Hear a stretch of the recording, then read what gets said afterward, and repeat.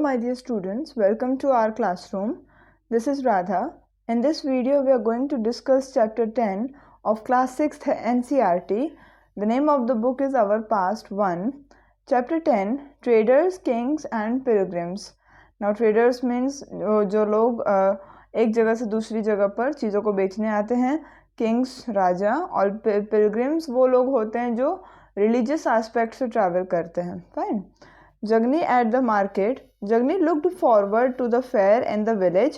She loved to see and touch the pots and pans of shiny steel, bright plastic buckets, cloth printed with brilliant floral designs, and clockwork toys, all of which came from the city. The men who spread out their wares came in buses and trucks and went back at the end of the day. Why were they always on the move? She wondered. Her mother explained that they were traders, people who bought things where they were made and sold them elsewhere. अच्छा, जगनी जो है छोटी सी बच्ची market में गई है. वो village में देख रही है कि बहुत ही बड़ा मेला लगा है. उसको वहाँ पर जो शाइनी स्टील के पॉट्स और पैन्स बने हुए हैं उनको टच करना बड़ा अच्छा लगता है. बढ़िया बढ़िया सी प्लास्टिक बकेट्स हैं वहाँ पर रखी हुई. कपड़ा है प्रिंटेड और बढ़िया, उस पर फ्लोरल डिज़ाइन से यानी फूलों की डिज़ाइंस, फूल से बनी हुई या फूलों से इंस्पायर हुई डिज़ाइंस बनी हुई हैं. क्लॉक वर्क के टॉयज़ हैं और ये सभी चीज़ें सिटी से आई हैं. जो लोग अपना ये वेयर, जैसे इसको बोलते हैं ठेला, जो मेले में लगाते हैं, वो सब बसेस और ट्रक्स में आते हैं और दिन ख़त्म हो जाने पर वापस चले जाते हैं. तो जगनी ने सोचा कि ये हर रोज़ आते जाते क्यों रहते हैं. वो ऐसे सोच रही थी कि हर रोज़ चलते ही क्यों रहते हैं. तो उसकी मम्मा ने एक्सप्लेन किया कि ये जो हैं वो ट्रेडर्स हैं और ये लोग वो होते हैं जो जहाँ पर चीज़ें बनती हैं वहाँ से ले आते हैं और उसको कहीं और जा कर के सेल करते हैं.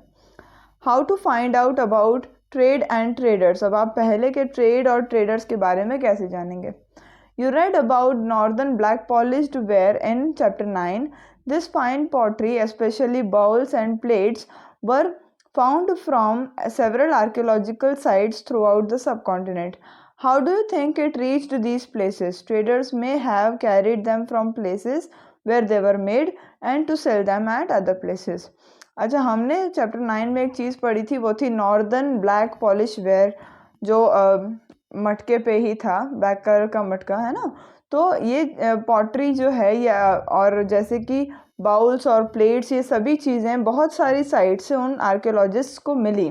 अब आपको क्या लगता है कि ये चीज़ें इन जगहों पर कैसे आई.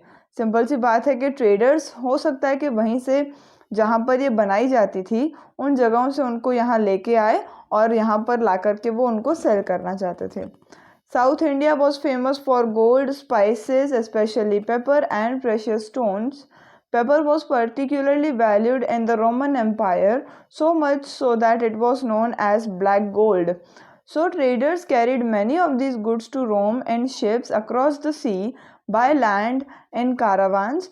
There must have been quite a lot of trade, as many Roman gold coins have been found in South India. अच्छा, साउथ इंडिया आज भी फेमस है, तभी फेमस था अपने गोल्ड और स्पाइसेस के लिए. स्पेशली स्पाइसेस में भी पेपर यानी मिर्ची, काली मिर्च हो सकती है, कोई भी पेपर. तो और बहुत सारे प्रेशियस स्टोन्स भी वहाँ पर साउथ इंडिया में पाए जाते थे और इसीलिए वो फेमस भी था. पेपर इतना ज़्यादा वैल्यूड था कहाँ, रोमन एम्पायर में, कि उन लोगों ने पेपर को बोला था ब्लैक गोल्ड. उनके लिए ये इतना ज़्यादा वैल्यूएबल था. और ये ट्रेडर्स ये बहुत सारे ऐसे गुड्स जो हैं साउथ से लेकर के जाते होंगे रोम में बेचने के लिए. और वो कैसे जाते होंगे, शिप से पूरा का पूरा दरिया पार करके, या तो फिर कारावान में बाय लैंड जाते होंगे. और बहुत सारा ट्रेड हुआ होगा क्योंकि वहाँ पर रोमन गोल्ड कॉइन्स बहुत ज़्यादा साउथ इंडिया में पाए गए थे. Can you think of how and why these reached India. क्या आप सोच सकते हैं कि इन लोगों ने, इन रोमन्स ने कैसे और क्यों ये इंडिया में आए. A poem about trade. Trade के बारे में एक पोएम यहाँ पर दी है. We can find evidence of trade in the Sangam poems. Here is one which describes the goods bought into Puhar, an important port on the east coast. ये पोहार का याद रखना है ना. Here are brought swift prancing horses by sea in ships, bales of black pepper in carts, gems and gold born in the Himalayas, sandalwood born in the western hills, the pearls of the southern seas, and corals from the eastern oceans. The yield of Ganga and the crops from the Kaveri, foodstuffs from Sri Lanka, pottery from Myanmar, and other rare and rich imports. अच्छा, संगम literature के बारे में हमने पढ़ा है, उसमें evidence है किसका? ट्रेड का। तो उसमें से एक छोटी सी पोयम है जो डिस्क्राइब करती है कि पोहार के अंदर, पोहार एक ईस्ट कोस्ट है, ठीक है, इम्पॉर्टेंट पोर्ट है ईस्ट कोस्ट पे, तो यहाँ पर क्या क्या लाए जाते थे वो बताया जा रहा है। तो यहाँ पर बहुत ही अच्छे से बढ़िया बढ़िया घोड़े शिप्स में लेके आए जाते थे, बहुत ज़्यादा भरी बेल्स ऑफ, यानी कि हम बोल सकते हैं कि जो बोरियां हैं वो भर भर के ब्लैक पेपर कार्ट्स पे ले जाते थे। जेम्स और गोल्ड जो हिमालयास हैं वो लेके आते थे। वेस्टर्न हिल्स का सैंडलवुड, सदर्न सीज के पर्ल्स यानी कि जैसे डायमंड्स और ये सब होते हैं, और ईस्टर्न ओशियंस में से corals, yield of the Ganga और क्रॉप्स जो निकलते हैं कावेरी और इन सब नदियों से निकलते हैं, जो श्रीलंका से कुछ खाने का, म्यांमार से पॉटरी, ये सभी रेयर और रिच इम्पोर्ट्स जो हैं ये पाए जाते हैं कहाँ पर? संगम लिटरेचर से हम ये मिलते हैं। Make a list of all the things that are mentioned, why would they be used for. यहाँ पर जितनी भी चीज़ें दी हुई हैं उन सब की एक लिस्ट बनाइए और सोचिए कि इनका इस्तेमाल क्या होता होगा, हम इनको इम्पोर्ट करके करते क्या होंगे। Traders explored several sea routes. Some of these followed the coasts. There were others across the Arabian Sea and the Bay of Bengal, where sailors took advantage of the monsoon winds to cross the seas more quickly. So, if they wanted to reach the western coast of the subcontinent from East Africa or Arabia, they chose to sail with the southwest monsoon, and sturdy ships had to be built for these long journeys. अच्छा, इंसान है, इंसान कम दिमाग वाला तो है नहीं। Traders ने बहुत सारे दरिया में से रास्ते ढूंढ रखे थे, एक्सप्लोर कर रहे थे वो, और इन्होंने ये जो कोस्ट हैं, कोस्ट का मतलब है जो समुद्र का किनारा है, उसको वो फॉलो करते थे, और Arabian Sea, best way of Bengal, इन सब से भी वो आया जाया करते थे। अच्छा, ये लोग क्या करते थे? मॉनसून विंड्स का फ़ायदा उठाते थे। नाउ सपोज कर लीजिए कि आपकी बोट बीच दरिया में खड़ी है, पीछे से हवा आ रही है और आपको जाना भी उसी तरफ है जिस तरफ हवा जा रही है, तो आपके लिए तो काम आसान है, आपकी बोट अपने आप आगे बढ़ती जाएगी। तो ये सेलर्स भी वही काम करते थे। जिस तरीके से जो साउथ वेस्ट मानसून है या जहाँ कहीं भी मानसून की विंड्स जा रही हैं, ये भी अपना ट्रेड वहीं करने चले जाते थे, या इसी तरीके से वो प्लान करते थे। और जब कभी भी मान लीजिए उन लोगों को वेस्टर्न कोस्ट पे जाना है और ईस्ट अफ्रीका या अरेबिया से आना है, ठीक है, यहाँ से निकल करके वेस्टर्न कोस्ट पे पहुँचना है उनको। Western coast of the subcontinent means the coast of this Mumbai, Tamil Nadu, ये सारा वेस्टर्न कोस्ट है, ठीक है। तो ये साउथ वेस्ट मानसून से सेल करके और तभी वो लोग वहाँ से यहाँ आते थे। और इतनी अगर इनको लॉन्ग जर्नीज करनी है तो बहुत ज़्यादा पक्की, एकदम बिना किसी रिस्क के शिप्स इनको बनानी भी पड़ती थी। New kingdoms along the coast, अब इन कोस्ट पर भी किंगडम्स आने लगे। एक सिंपल सी बात है कि राजा अपना राज्य वहीं बसाएगा जहाँ पर लोगों का बिजनेस ज़्यादा होगा, ट्रेड ज़्यादा होगा और एग्रीकल्चर ज़्यादा होगा, ताकि उस राजा को वहाँ से ज़्यादा टैक्स मिल सके और वो अपना राज्य और अच्छा बना सके। The southern half of the subcontinent is marked by a long coastline and with hills, plateaus and river valleys. Amongst the river valleys, that of the Kaveri is the most fertile. Chiefs and kings who controlled the river valleys and the coast became rich and powerful. Sangam poems mention the Movendar. This is a Tamil word meaning three chiefs, used for the heads of three ruling families, the Kolas, Cheras and the Pandyas. See map 7, 113 page number, who became powerful in South India around 2300 years ago. So as I said कि जहाँ पर सबसे ज़्यादा ये business और ये सब होता है, वहाँ पर ही किंग्स भी जो हैं सबसे ज़्यादा राज करते हैं। अच्छा, इसके सिवा भी बहुत कुछ चीज़ें हैं। जो हमारा सदर्न हाफ है, जो नीचे वाला हमारा साउथ का एरिया है, वहाँ पर बहुत लंबी कोस्ट लाइन भी है, समुद्र का तट बहुत बड़ा आता है, हिल्स हैं वहाँ पर, प्लेट्यूज हैं, रिवर वैलीज हैं, नदियों ने जो वैलीज बनाई हैं वो सब हैं। और इन सभी रिवर वैलीज में से जो कावेरी का जो रिवर वैली है वो सबसे ज़्यादा फर्टाइल है, ठीक है, और कावेरी भी साउथ में ही पाई जाती है। And what is valley if you ask, तो वैली वो चीज़ है जो दो नदियाँ जब कहीं से बह रही होती है तो अपने साथ साथ वो सॉइल और बहुत सारी चीज़ों को कैरी करके चलती हैं। So the place of land which is formed by a river is termed as a valley. अच्छा, चीफ्स और किंग्स जो इन रिवर वैलीज पे कंट्रोल रखते थे और इन कोस्ट पे उनका राज्य था, तो वो बहुत ज़्यादा रिच और पावरफुल बन गए। संगम पोएम्स में ये एक वर्ड है मोवेंदार। मोवेंदार का मतलब एक तमिल वर्ड है, इसका मतलब है 3 चीफ्स। और ये 3 चीफ्स कौन से थे? ये वो हेड्स थे जो रूलिंग फैमिलीज को जो हेड कर रहे थे, वो थे द कोलास, केरास एंड पांड्यास, या चेरास भी बोल सकते हैं। ये आप इनको ढूंढ सकते हैं पेज नंबर 113 मैप 7। और ये साउथ इंडिया में बहुत ज़्यादा पावरफुल बने थे आज से तकरीबन 2300 years ago. Each of these 3 chiefs had 2 centers of power, one inland and one on the coast. Of these 6 cities, 2 were very important, Pohar or Kaveripatnam, or the port of the Kolas, and Madurai, the capital of the Pandyas. अच्छा, जो तीनों chiefs थे इनके पास 2 centres थे अपने power में रहने के लिए। एक था इनलैंड यानी कि ज़मीन पे थोड़ा सा समुद्र से दूर, और एक समुद्र के पास ऑन द कोस्ट, ठीक है। अच्छा, ये जो 6 सिटीज़ हैं जो आपने अभी मैप पे देखे, उनमें से 2 बहुत ज़्यादा इम्पॉर्टेंट थे। एक था पोहार, या उसका दूसरा नाम आप बोल सकते हैं कावेरीपट्टनम, ये कोलास का पोर्ट था, और दूसरा है मदुराई, ये पंड्यास का कैपिटल था। The chiefs did not collect regular taxes, instead they demanded and received gifts from the people. They also went on military expeditions and collected tribute from neighboring areas. They kept some of the wealth and distributed the rest amongst their supporters, including members of their family, soldiers, and the poets. Many poets whose compositions are found in the Sangam collection composed poems in praise of these chiefs, who often rewarded them with precious stones, gold, horses, elephants, chariots and fine cloth. अच्छा, ये जो सारे chiefs थे ये हर समय taxes नहीं collect करते थे, इसके बदले में वो लोगों से गिफ्ट्स की डिमांड करते थे और उनको वो मिलती भी थी, ठीक है। और साथ ही साथ वो मिलिट्री एक्सपेडिशंस पे भी जाते थे।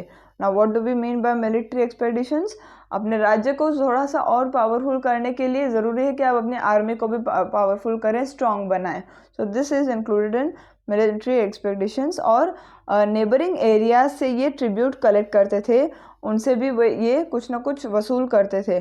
कुछ वेल्थ जो है ये अपने पास रखते थे और बाकी का उनके सपोर्टर्स में बांट देते थे। अब इनके सपोर्टर्स कौन थे? इनके सोल्जर्स, इनके फैमिली मेम्बर्स और पोएट्स। ये जो सारे पोएट्स हैं जिन्होंने संगम लिटरेचर को बनाया, कंपोज किया, ये पोएट्स भी कभी कभार इन चीफ्स के तारीफ में पोएम्स लिख देते थे, और उन पोएम्स से हमें पता लगता है कि इनको क्या क्या रिवॉर्ड में मिलता था। जैसे कि प्रेशियस स्टोन्स थे, गोल्ड हॉर्सेस, गोल्ड अलग है, हॉर्सेस और एलिफेंट्स और चैरियट्स, और बहुत बढ़िया कपड़ा।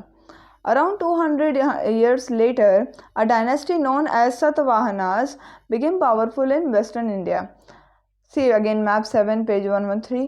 The most important ruler of the Satavahanas was Gautami Putra Shri Satkarni.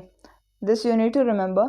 We know about him from an inscription composed by his mother Gautami Balashri. He and other Satavahana rulers were known as lords of the Dakshinapath.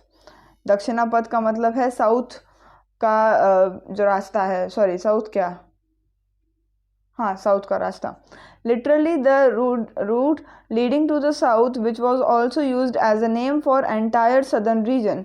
He sent his army to the eastern, western and southern coast as well. अच्छा, आज उसके बाद जो ये सब तीनों dynasties थी आज से तकरीबन 2300 ईयर्स अगो, उसके 200 साल बाद जो है ये एक डायनेस्टी थी जो बहुत ज़्यादा पावरफुल बनी वेस्टर्न इंडिया में. इनका नाम था सतवाहनास, ठीक है. इन सतवाहनास का सबसे इम्पोर्टेंट रूलर था गौतमी पुत्र यानी गौतमी का बेटा श्री सतकर्णी. इनसे हमें कैसे पता चला, एक इंस्क्रिप्शन है जो उनकी मम्मा ने, यानी उनका जिनका नाम था गौतमी बालाश्री, इन्होंने बनवाया था। और बाकी के सारे जितने भी सतवाहना रूलर्स थे इनको बोला जाता था लॉर्ड ऑफ दक्षिणपथ, ठीक है, जो साउथ की तरफ जो रास्ता जा रहा है उसके ये क्या है, लॉर्ड हैं, ठीक है। और ये अपनी आर्मी इन्होंने कहाँ कहाँ भेजी, और भी ईस्टर्न, वेस्टर्न और सदर्न कोस्ट पे भी वो भेजते थे। Why do you think he wanted to control the coast? आपको क्यों लगता है कि वो कोस्ट को कंट्रोल करना चाहते थे? Even the coast are still controlled by the central government, और ये ज़रूरी भी है एक हद तक, है ना। The story of the silk route, the most talkative we think we can say, the story of the silk route. देखिए, सिल्क रूट एक route है that comes from China and connects India, China and Nepal and all of that. The rich glossy colors of silk as well as its smooth texture make it a highly valued fabric in most societies. Making silk is a complicated process. Raw silk has to be extracted from cocoons of silkworms, spun into thread and then woven into cloth. Techniques of making silk were first invented in China around 7,000 years ago, while the methods remained a closely guarded secret for thousands of years. Some people from China who went to distant lands on foot, horseback, and on camels carried silk with them. The paths they followed came to be known as the Silk Route. अच्छा, silk जो है हमारे क्योंकि उसका जो बहुत ही ज़्यादा rich texture है, ग्लॉसी उसके कलर्स होते हैं और स्मूथ है, एकदम स्मूथ कपड़ा है, और इसलिए ये बहुत ज़्यादा हाईली वैल्यूड फैब्रिक है जो भी ज़्यादातर सोसाइटीज़ हैं उनमें। सिल्क बनाना एक बहुत ज़्यादा कॉम्प्लिकेटेड प्रोसेस है, ये आपके क्लास 6 के ही साइंस में आएगा, अभी या आने वाला होगा। रॉ सिल्क जो है सबसे पहले किसी कुकून में से निकाली जाती है, उसके बाद जो कुकून कौन बनाता है, silk worms. Obviously silk worms एक तरीके के कीड़े होते हैं जिनके कुकून में से हमें सिल्क मिलती है, और फिर उसके बाद उससे आप थ्रेड बनाएंगे और फिर उसमें से कपड़ा बनाएंगे। तो ये सारी टेक्निक्स जो हैं सिल्क बनाने की आज सबसे पहले चाइना में इन्वेंट हुई थी, और कब हुई थी, आज से तकरीबन 7,000 साल पहले। ये सारे मेथड्स जो हैं वो उन्होंने एक सीक्रेट बना करके रखा हज़ारों सालों तक। फिर कुछ ऐसे लोग थे जो चाइना से बाहर निकले और बहुत दूर दूर तक वो चलते जा रहे थे। Now it can be because of their livelihood और फॉर देयर सर्वाइवल। तो ये अपने घरों से जब निकले पैदल पैदल या किसी घोड़े पे बैठ के या कैमल्स पे बैठ के, तो ये अपने साथ साथ सिल्क को कैरी करते थे। जो पाथ पे ये चलते थे, जिस पाथ को ये फॉलो करते थे, उसका नाम रख दिया गया था silk route. Sometimes Chinese rulers sent gifts of silk to rulers in Iran and West India, and from there the knowledge of silk spread further west. About 2000 years ago, wearing silk became the fashion amongst rulers and rich people in Rome. It was very expensive as it had to be brought all the way from China along dangerous roads through mountains and deserts. People living along the route often demanded payments for allowing traders to pass through.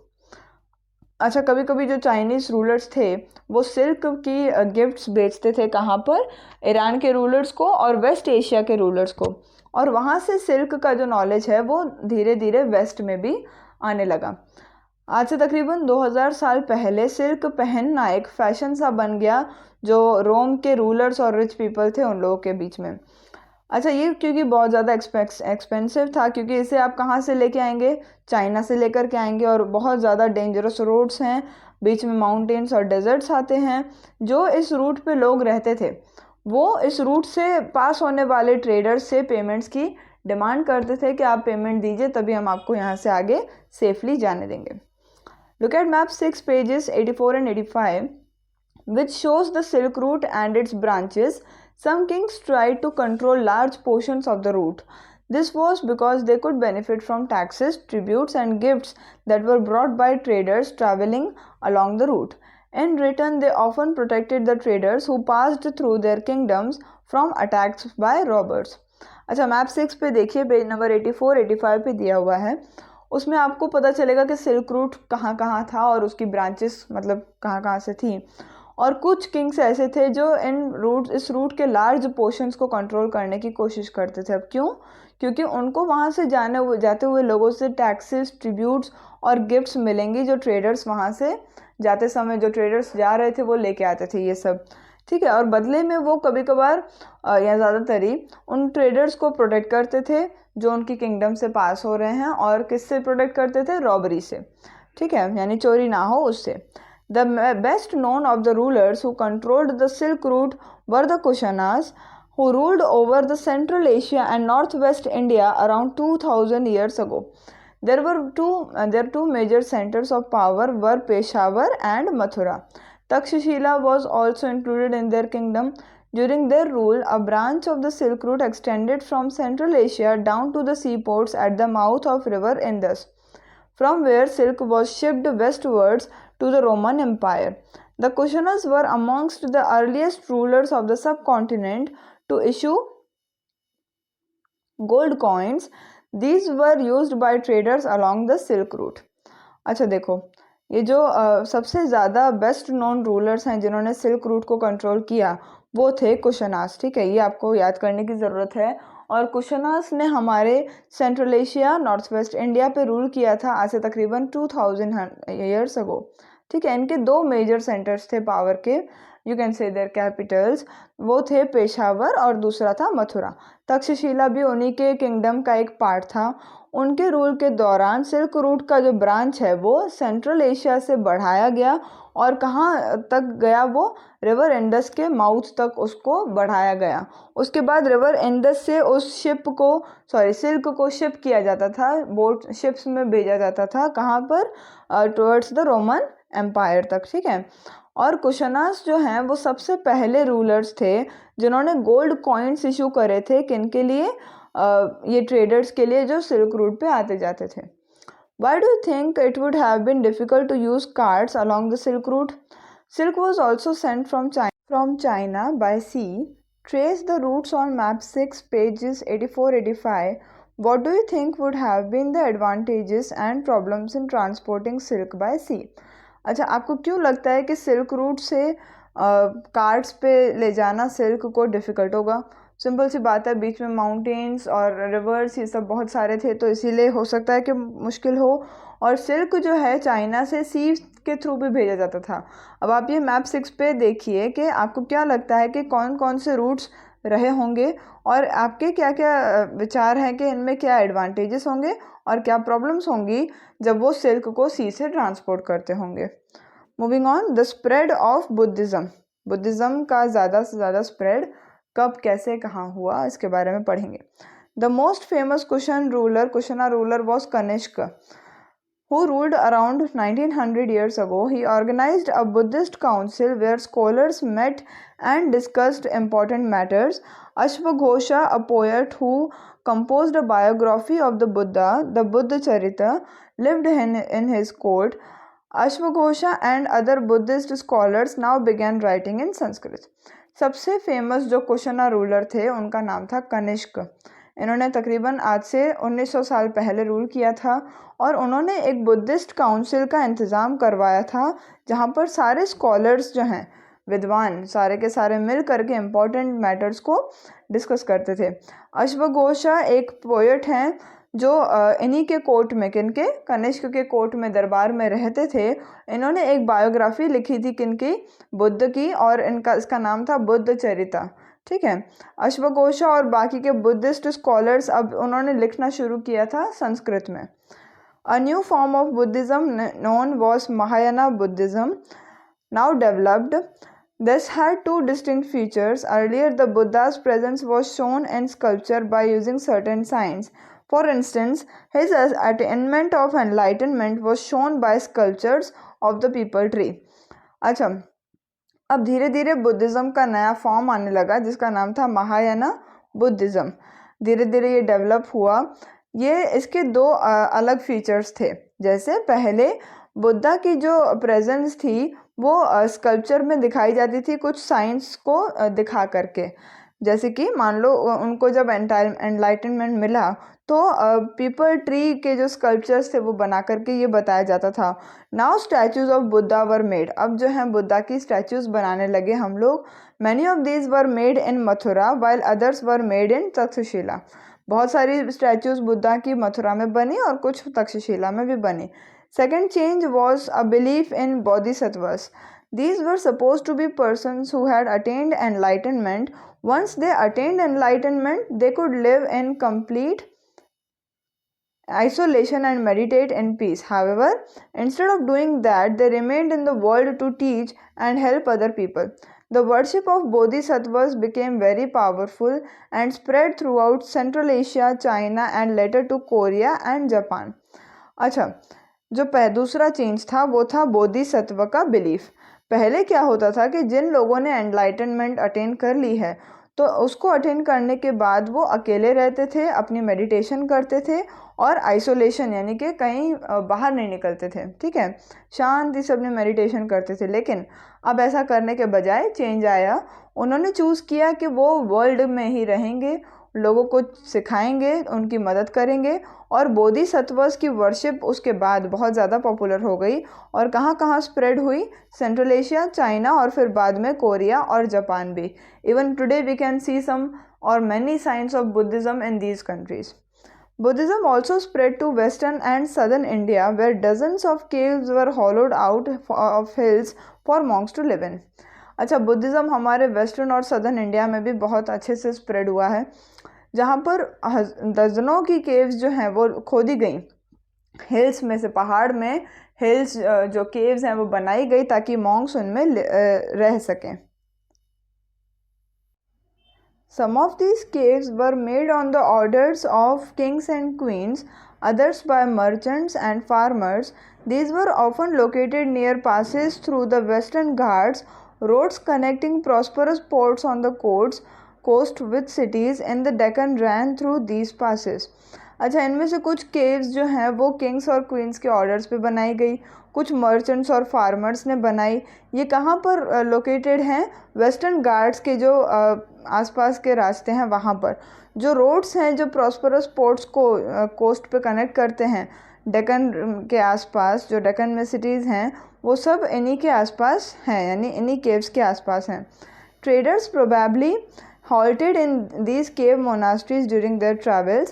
Buddhism also spread southeastwards to Sri Lanka and Myanmar, Thailand, and other parts of Southeast Asia, including Indonesia. The older form of Buddhism, known as Theravada Buddhism, was more popular in these cities. अच्छा, ये जो caves हैं ये क्योंकि coastal line के ज़्यादा करीब बनाई गई थी, तो जो ट्रैवलर्स थे, जो बिज़नेस करने आते थे या जो भी काम से आते थे, वो उस समय पर इन्हीं केव मोनास्ट्रीज़ में रहते थे, अपने ट्रैवल के दौरान या रुकते थे वहाँ पर। बुद्धिज़्म धीरे धीरे साउथ ईस्ट के तरफ भी बढ़ा। For example Sri Lanka, Myanmar, Thailand और बाकी के साउथ ईस्ट एशिया कंट्रीज़ जैसे कि इंडोनेशिया भी, यहाँ पर भी वो बढ़ा। यहाँ पर बुद्धिज़्म का ओल्डर फॉर्म ज़्यादा प्रेवलेंट था जिसका नाम है थेरावड़ा बुद्धिज़्म, और ये इन एरियाज़ में ज़्यादा पावरफुल था। Read page 100 once more. Can you think of how Buddhism spread to these lands? Page number 100 को एक और बार पढ़िए और बताइए कि बुद्धिज़्म इन लैंड्स में कैसे स्प्रेड हुआ, आपको क्या लगता है? The quest of the pilgrims. As traders enjoyed journey to distant lands in caravans and ships, pilgrims often traveled with them. Now, what are pilgrims? Are men and women who undertake journeys to holy places in order to offer worship. अच्छा, pilgrims वो man और women हैं जो कहीं सफ़र पे जाते हैं Holi places पे। फॉर एग्ज़ाम्पल मंदिर, गंगा हो गया, ये सारी होली प्लेसेस हैं हमारी, और वहाँ पर ये भगवान की पूजा करने जाते हैं। तो ट्रेडर्स जो हैं बहुत दूर दूर तक अपने कारावान और शिप में जाते थे। कई बार उनके साथ साथ पिलग्रिम्स भी आते थे अपने भगवान की पूजा करने के लिए। The best known of these are the Chinese Buddhist pilgrims Faxian, who came to the subcontinent about 1600 years ago, Zhuangzang, who came around 1400 years ago, and Ai Zing, who came about 50 years after Zhuangzang. They came to visit places associated with the life of the Buddha, chapter 7, as well as famous monasteries. अच्छा, अभी हमने पढ़ा कि China में ये Buddhism बहुत ज़्यादा फैल गया था, तो ऑब्वियसली चाइनीज़ बुद्धिस्ट जो पिलग्रिम्स थे वो भी हमारे यहाँ पर आए।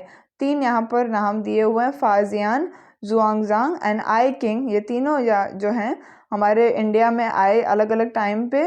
और ये क्यों आए थे? बुद्धा के रिलेटेड जो भी प्लेसेस थी, जिन जगहों पे बुद्धा रहते थे या उनसे एसोसिएटेड जो प्लेसेस थी उनको विजिट करने आते थे और फेमस मोनास्ट्रीज भी देखने आते थे।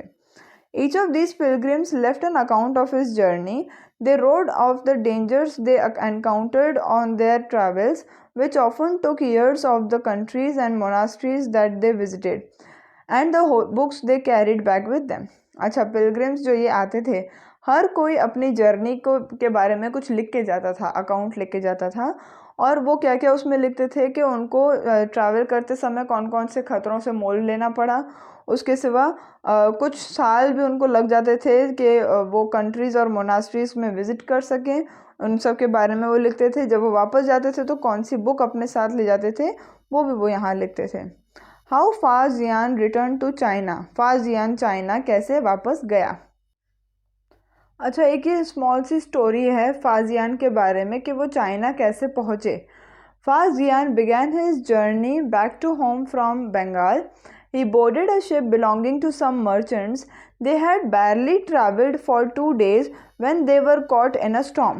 The merchants began throwing their merchandise overboard so as to lighten the load and save the ship from sinking.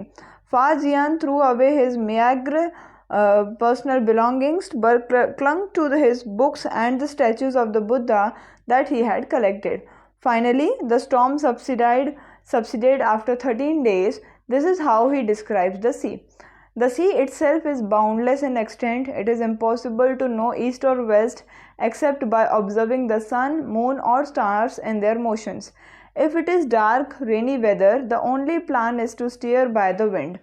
It took him more than 90 days to reach Java, where he halted for 5 months before boarding another merchant ship that he took him to China.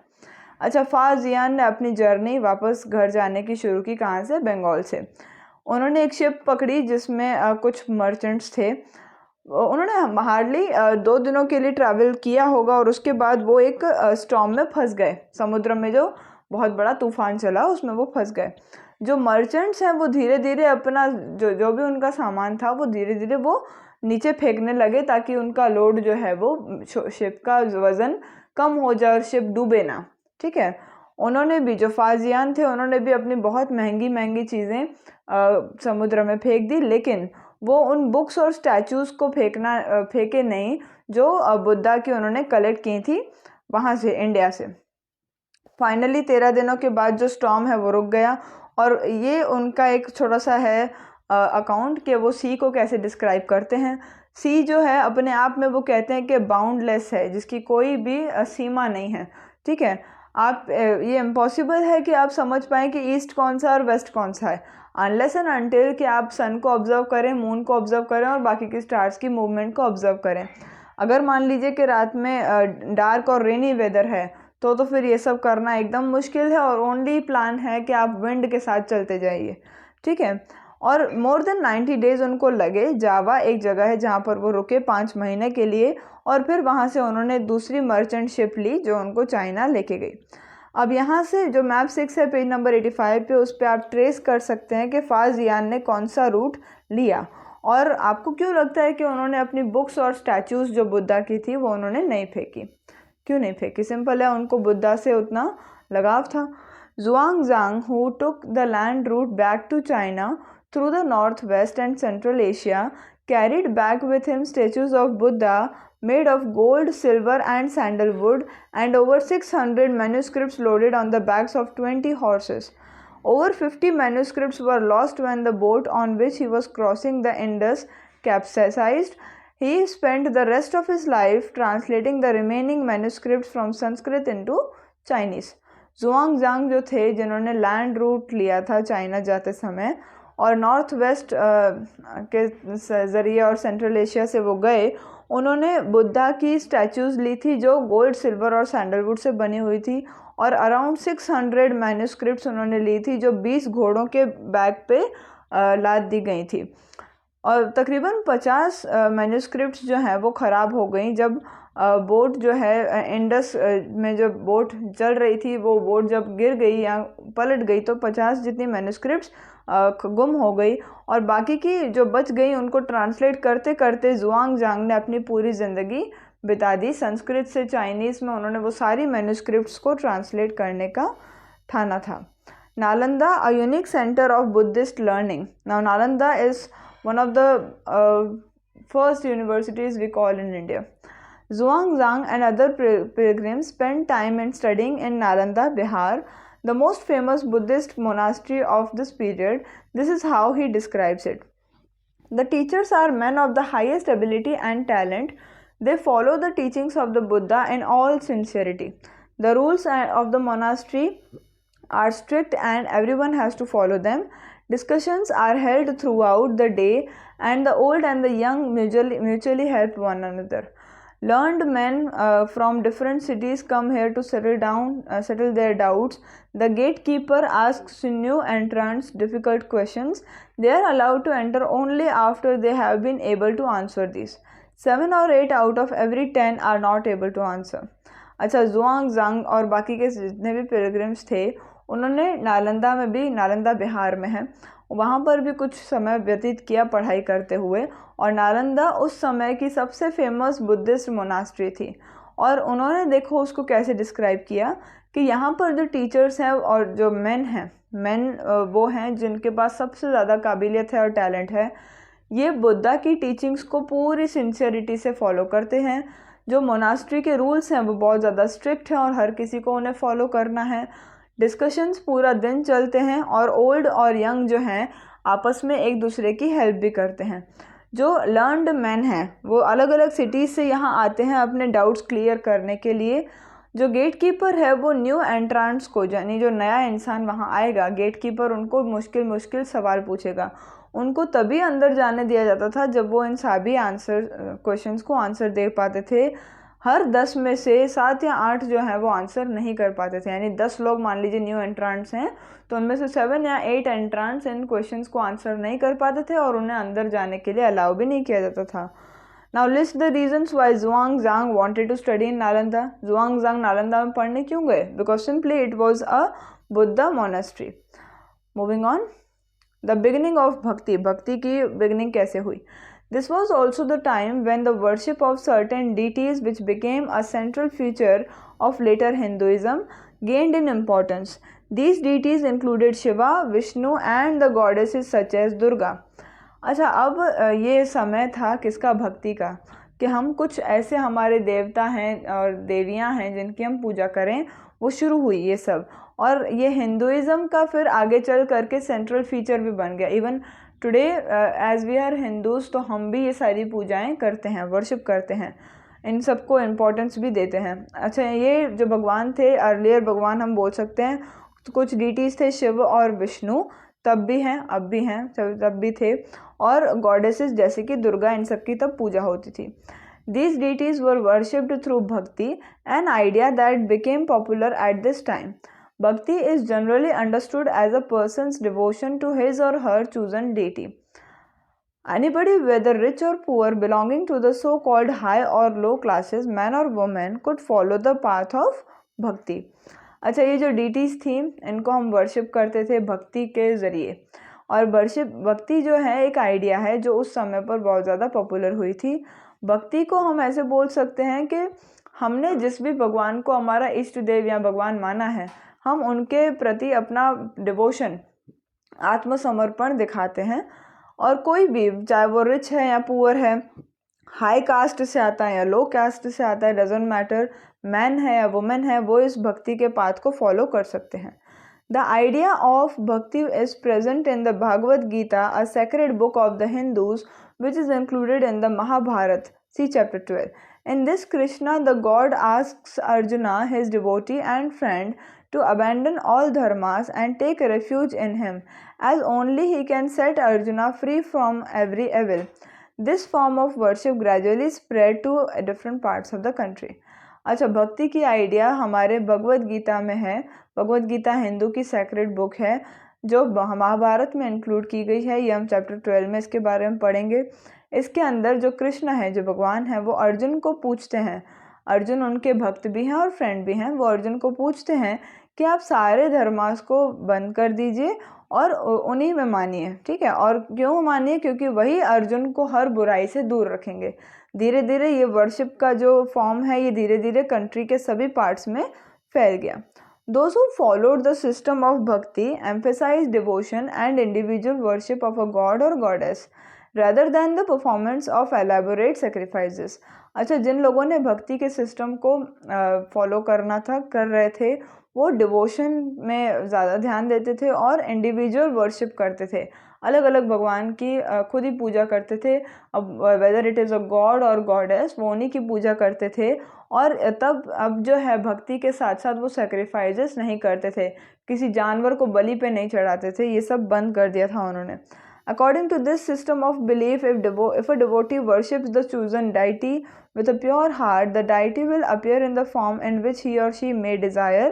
So the deity could be thought of as a human being, lion, tree, or any other form. Once this idea gained acceptance, artists made beautiful images of these deities. अच्छा, इस system के हिसाब से ये एक विश्वास का system है, ठीक है। तो इसके हिसाब से मान लीजिए कोई भी भक्त है जो अपने भगवान को बहुत सच्चे दिल से पूजता है, और जो भगवान है उसके बाद जो भी डिज़ायर है उस मनुष्य की, उस फॉर्म में वो भगवान प्रकट होते हैं। तो इस हिसाब से वो भगवान हमारे लिए कुछ भी हो सकते हैं, एक इंसान में हो सकते हैं, शेर में हो सकते हैं, ट्री में हो सकते हैं, या कोई भी फॉर्म में वो आ सकते हैं हमारे पास। ये आइडिया जैसे जैसे लोगों ने मानना शुरू किया, तो आर्टिस्ट ने इन डाइटीज़ की अलग अलग इमेजेस बनाना शुरू किया, जो कि एक देखिए यहाँ पर आपको दिख भी रहा है ना, विष्णु एज वराह। ये एक इमेज है मध्य प्रदेश के ईरान में से। ये एक बहुत ही बढ़िया सा स्टैचू है जो विष्णु का एक स्पेशल फॉर्म आपको बताता है, वराह, और इसको आप बोल सकते हैं बोर। ये पुराणास के हिसाब से विष्णु ने ये शेप लिया था ताकि वो ज़मीन को बचा सकें जो पानी में डूब गई थी। यहाँ पर अर्थ को एक वुमेन के रूप में बताया गया है, जिनको विष्णु जी जो हैं पकड़ के बाहर लेकर के आ रहे हैं।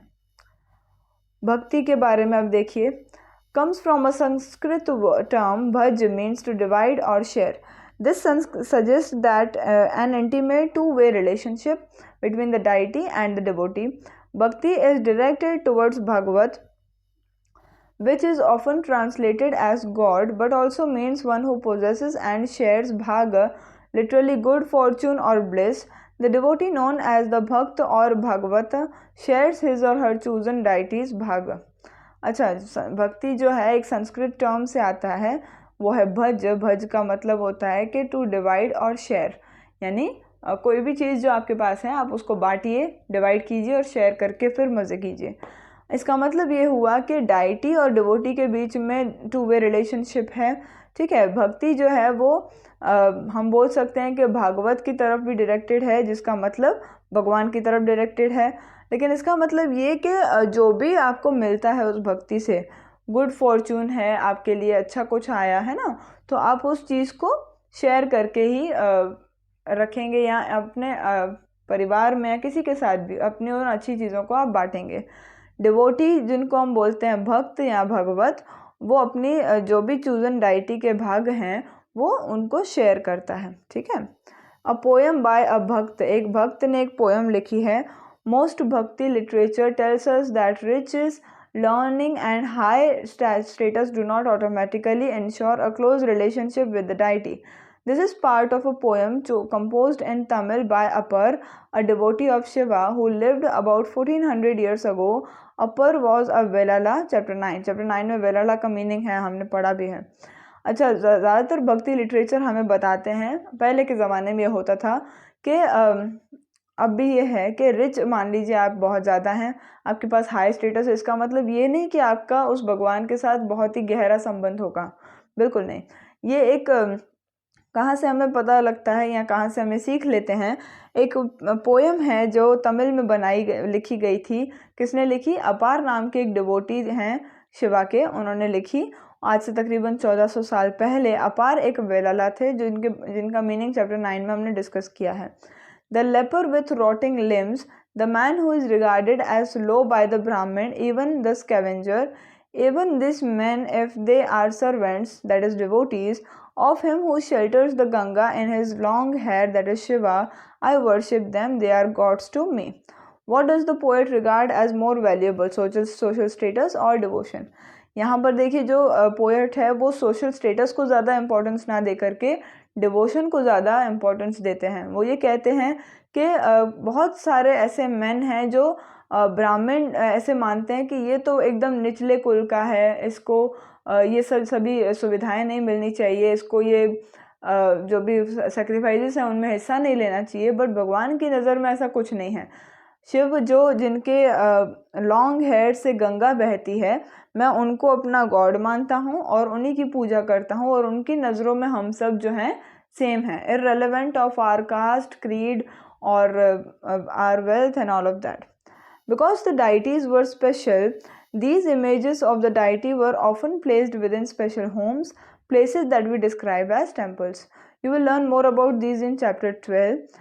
Bhakti inspired some of the best expressions in art, sculpture, poetry and architecture. अच्छा, क्योंकि ये डाइटीज़ हमारे लिए स्पेशल थी तो उनकी जो इमेजेस थी वो स्पेशल होम्स में रखी जाती थी, जिनको हम आज बोलते हैं टेम्पल्स. इन टेम्पल्स के बारे में चैप्टर 12 के अंदर और भी सीखेंगे. भक्ति ने हमारे अंदर और भी बहुत सारे आर्ट के बहुत अच्छे अच्छे एक्सप्रेशंस लाए. एग्जाम्पल है स्कल्पचर, पोएट्री और आर्किटेक्चर बहुत बढ़िया बढ़िया इन भक्ति की वजह से बने. Now what does the term Hindu mean? The word Hindu, like the term India, is derived from the river Indus. It was used by Arabs and Iranians to refer to people who lived to the east of the river and to their cultural practices, including religious beliefs. जो हिंदू है, जैसे कि term India है, ये दोनों river Indus से निकले हैं और ये नाम हमें किसने दिया? अरब्स ने और इरानियंस ने, जो इस रिवर के ईस्ट साइड पे ना, ये मैंने पहले भी समझाया कि ये रिवर है इंडस, इसके जो ईस्ट साइड पे जो लैंड है उसको उन्होंने नाम दे दिया था इंडिया और यहाँ के लोगों का नाम बन गया हिंदू. ठीक है, और ये नाम हमें मिला हमारी कल्चरल प्रैक्टिसेस की वजह से और हमारे रिलीजियस बिलीव्स की वजह से. So this was chapter number 10 of class 6th NCERT. Hope you have understood the chapter. If you found this video useful, do like and subscribe the channel and share this video with your friends so that they can also understand this chapter. Thank you so much for your patient hearing.